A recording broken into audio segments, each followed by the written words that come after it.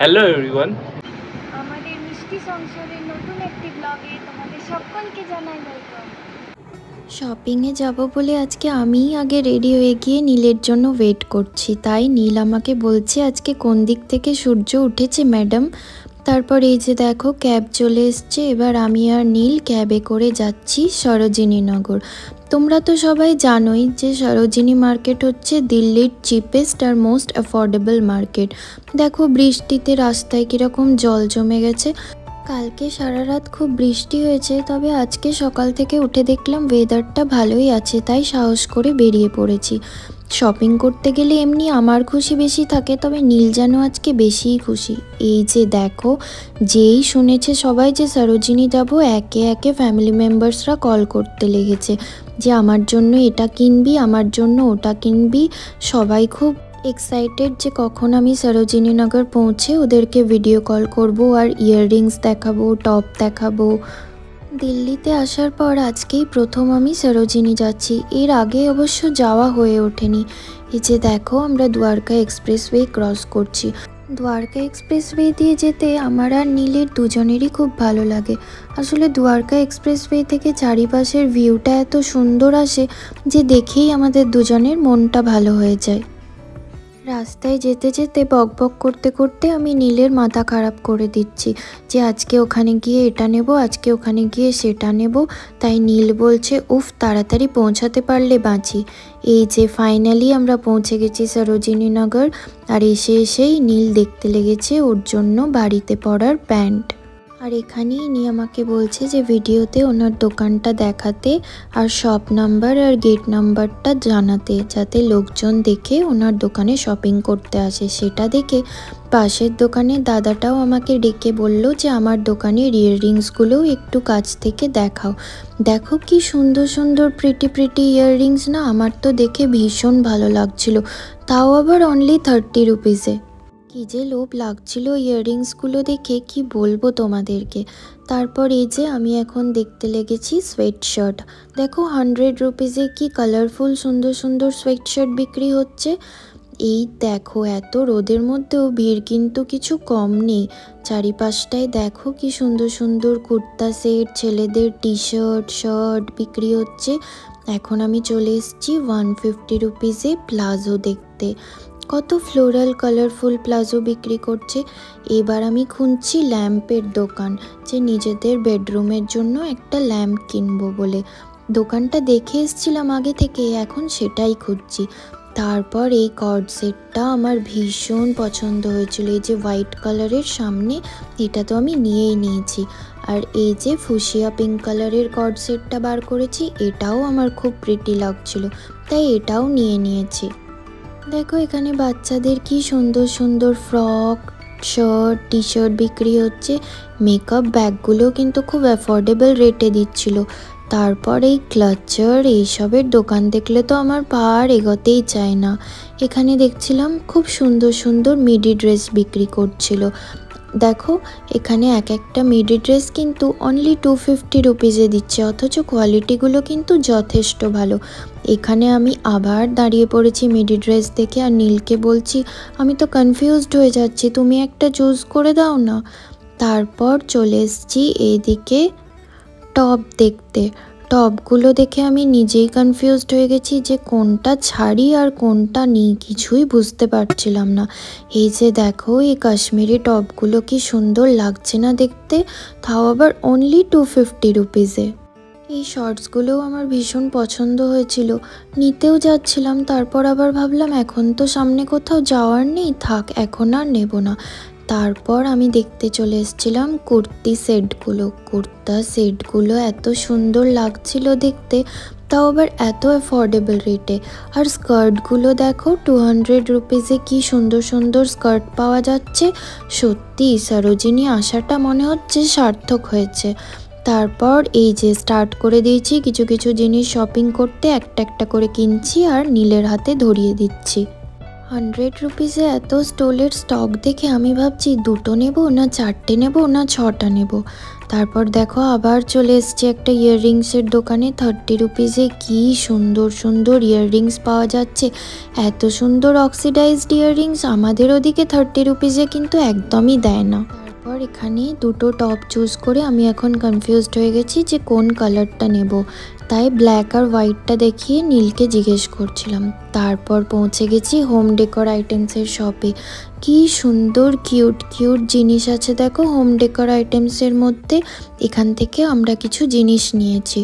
তারপর চলে এসেছি 200 রুপিসে ছেলেদের শার্ট দেখতে, কিন্তু শার্টগুলো খুব একটা পছন্দ হলো না, তাই আর নিলাম না।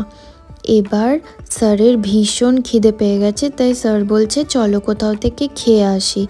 তারপর দেখো খেতে না গিয়ে আমি আবার মাঝে দাঁড়িয়ে পড়েছি মিডি ড্রেস দেখতে, তবে এগুলোও খুব একটা পছন্দ হলো না, তাই রেখে দিলাম আর নিলাম না। তারপর টপের দোকানে এসে খুঁজে খুঁজে একটা মনের মতো শার্ট পেয়েছি, তাই বের করে নীলকে দেখাচ্ছি যে আমার উপর এটা ভালো লাগবে কিনা। নীল বলল হ্যাঁ নিয়ে নাও, খুব ভালো লাগছে। এই দেখো আস্তে আস্তে কেনাকাটা বাড়ছে আর নীলের হাতে একটা একটা করে প্যাকেট আমি ধরিয়ে দিচ্ছি। তবে আর স্যার ওয়েট করবেন না, এবার খেতে যাবেই যাবে। ওই যে দেখো বেরিয়ে সামনে দেখতে পেয়েছি কেএফসি, হলদিরাম সবই আছে, তাই বলল চলো আগে খেয়ে আসি। তাই এবার আমরা যাচ্ছি খেতে। নীল ঢুকে জিজ্ঞেস করছে ওনাকে যে ম্যাকডোনাল্ডসটা কোন ফ্লোরে, ওখানেই যাব আজকে খেতে।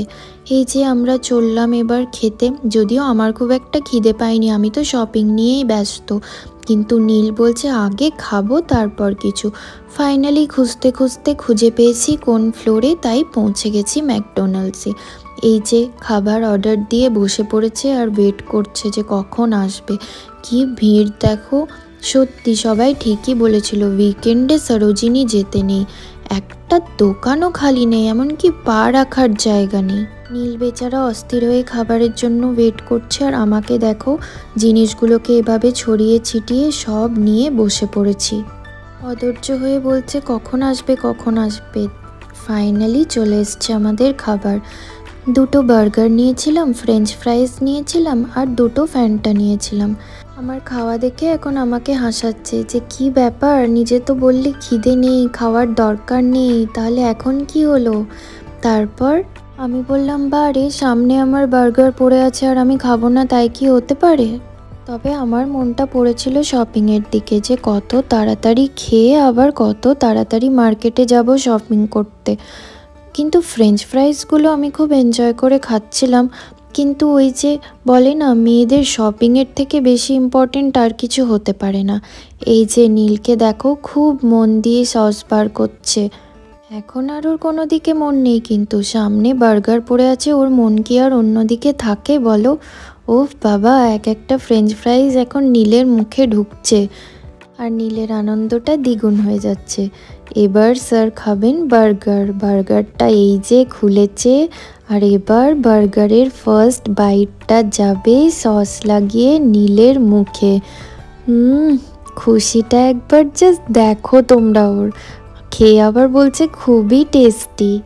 ও আরামসে স্বাদ নিয়ে খাচ্ছে আর আমি ভাবছি কখন ওর খাওয়া শেষ হবে, কখন শেষ হবে আর কখন যাব আমরা আবার শপিং করতে। ওই রোদের মধ্যে শপিং করে করে ফ্যান্টাটা খাওয়ার পর মনে হলো ভেতরে যেন একটু ঠান্ডা অনুভব করলাম, একটু শান্ত হলো মনটা। ভিড়টা দেখো একবার, চারিপাশে লোকজন বসারও জায়গা পায়নি।